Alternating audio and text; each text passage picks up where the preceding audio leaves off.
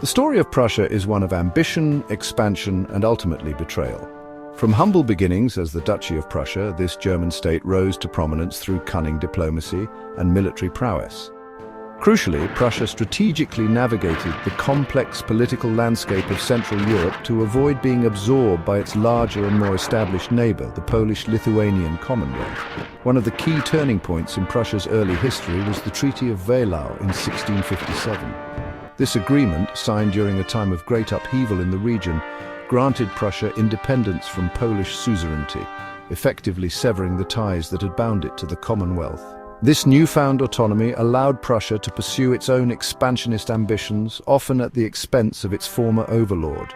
The Treaty of Oliva in 1660 further solidified Prussia's position.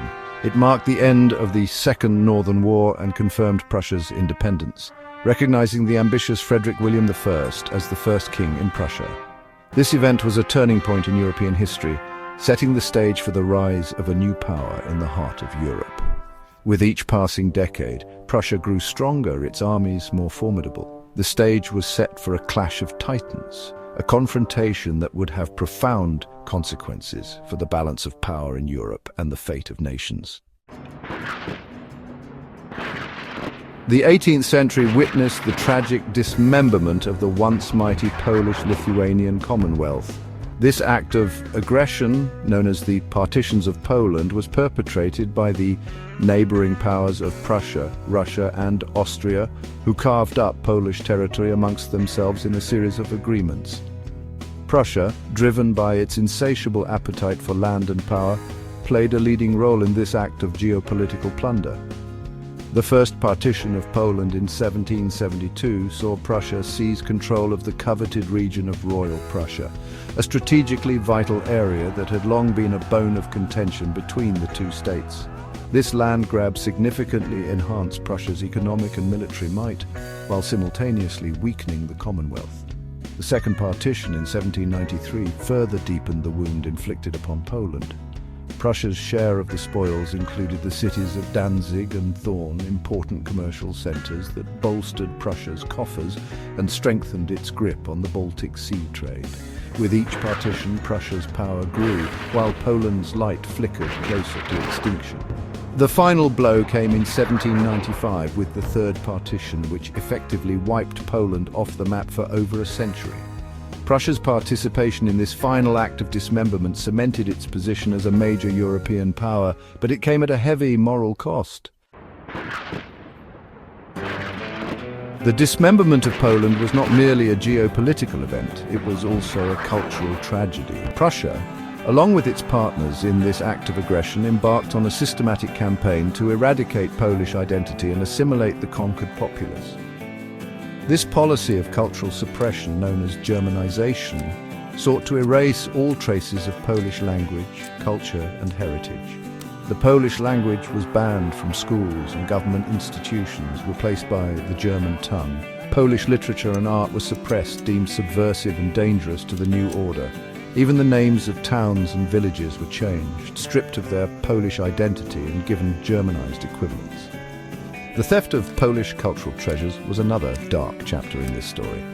Prussian forces looted palaces, churches, and libraries, absconding with priceless works of art, manuscripts, and religious artifacts. Among the most egregious examples of this plunder was the seizure of the Polish crown jewels, a potent symbol of Polish sovereignty and national pride. One of the most significant repositories of Polish culture, Wawel Castle in Krakow, was systematically plundered by the Prussians. Once the residence of Polish kings and a treasure trove of art and history, Wawel Castle was stripped of its riches, its contents carted off to Berlin to adorn Prussian palaces or sold to finance further conquest. The loss of these treasures represented a profound blow to the Polish psyche, a tangible reminder of their lost independence. The horrors of the 20th century brought fresh suffering to Poland. During World War II, Poland once again became a battleground, caught between the brutal forces of Nazi Germany and the Soviet Union. The Nazi occupation of Poland was particularly cruel, marked by systematic extermination, forced labor, and the destruction of Polish cultural heritage. Poland endured unimaginable losses during the war. Millions of Polish citizens perished in Nazi death camps, victims of a genocidal ideology that sought to exterminate entire populations. The Jewish community in Poland, once the largest in Europe, was almost entirely wiped out, victims of the Holocaust. The physical destruction inflicted upon Poland was equally devastating. Cities and towns were reduced to rubble by relentless bombing raids and artillery barrages. Warsaw, the Polish capital, was subjected to a particularly brutal fate, systematically leveled by the Nazis in retaliation for the Warsaw Uprising. The end of World War II did not bring an end to Poland's suffering. Though liberated from Nazi rule, Poland found itself under the control of the Soviet Union, its fate dictated by a new form of tyranny. The scars of war, both physical and psychological, ran deep, shaping the country's destiny for decades to come. Section 5, the reparations debate, a question of justice. In the aftermath of World War II, the question of reparations for the victims of Nazi aggression became, well, a really contentious issue. Poland, which had suffered immensely under Nazi occupation, sought compensation from Germany for the colossal damage inflicted upon its people, its infrastructure, and its cultural heritage. However, Germany's willingness to acknowledge its past crimes and provide adequate reparations has been a point of ongoing debate and tension. Poland's demands for reparations have been met with mixed responses from Germany.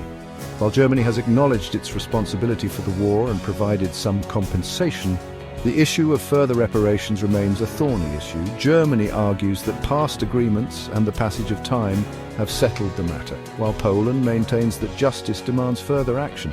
The debate over reparations is not merely about financial compensation, it is about historical reckoning, moral responsibility, and the enduring legacy of wartime atrocities.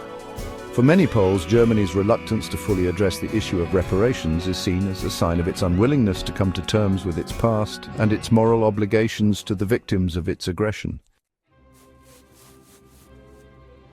Section 6. The weight of the past, Germany's moral obligation. The issue of reparations is not simply a matter of legal technicalities or historical footnotes. It is a matter of profound moral weight. Germany's actions during World War II, particularly its brutal occupation of Poland, left an indelible scar on the country and its people.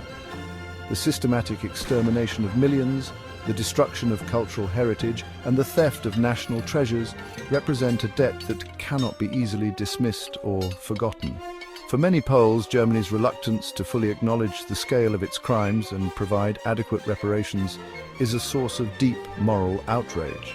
They argue that Germany has a moral obligation to right the wrongs of the past, to offer more than just symbolic gestures of reconciliation. True justice, they contend, requires concrete action, a tangible demonstration of remorse and a commitment to rebuilding what was destroyed. The passage of time does not diminish the weight of history or absolve Germany of its moral responsibilities. The crimes of the Nazi era cast a long shadow, and the issue of reparations remains a potent reminder of the enduring legacy of war, occupation, and genocide. Section 7. The unpaid debt, economic and social consequences. The economic and social consequences of Germany's wartime actions continue to reverberate in Poland today. The destruction of infrastructure, the loss of human capital, and the theft of national treasures had a profound impact on Poland's post-war development, hindering its economic growth and leaving lasting social scars. The financial cost of rebuilding from the ruins of war was immense. Poland was forced to divert scarce resources away from essential services and investments in order to reconstruct its shattered cities, towns, and infrastructure. This economic burden hampered Poland's ability to compete on a level playing field with other European nations, contributing to its relative economic underdevelopment in the post-war era. Moreover, the loss of millions of citizens, including many of its brightest minds and skilled workers, created a demographic void that took generations to fill. This loss of human capital had a profound impact on Poland's social and economic fabric, hindering innovation, entrepreneurship, and overall societal progress. Section 8. Echoes of History. Learning from the past. The story of Prussia's rise and Poland's fall is not merely a historical curiosity, it is a cautionary tale about the dangers of unchecked ambition, the importance of international law and cooperation, and the enduring legacy of historical injustices. The echoes of this past continue to resonate in the present, reminding us of the importance of vigilance, empathy, and a commitment to justice. The lessons learned from this tumultuous period in European history are manifold. The rise of Prussia, fueled by its military might and expansionist ambitions, serves as a stark reminder of the dangers of unchecked power. The tragic fate of Poland, carved up by its more powerful neighbors, underscores the fragility of international law and the importance of collective security.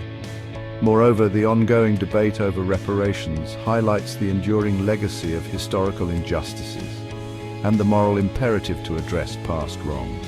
The scars of war, both physical and psychological, can linger for generations, shaping the destiny of nations and reminding us of the importance of reconciliation, forgiveness, and a shared commitment to a more just and peaceful world. Section 9. A time for reckoning, facing the consequences. The passage of time may blur the edges of memory, but it cannot erase the fundamental truths of history. The story of Prussia's rise and Poland's fall is a stark reminder that actions have consequences, that injustices left unaddressed can fester and poison the well of international relations. It is a story that calls for reflection, for accountability, and for a renewed commitment to justice. The issue of reparations for the victims of Nazi aggression is not merely a financial matter, it is a moral imperative. It is about acknowledging the immense suffering inflicted upon the Polish people, recognizing the lasting impact of those crimes, and taking concrete steps to heal the wounds of the past. Germany's reluctance to fully engage with this issue, to offer more than just symbolic gestures of reconciliation, risks perpetuating the cycle of resentment and mistrust. It is time for a reckoning, a time for Germany to confront its past with honesty and courage, to demonstrate its commitment to justice, not just in word but in deed, the path to true reconciliation, to a future where the ghosts of the past no longer haunt the present, requires acknowledging the full weight of history and taking responsibility for its consequences.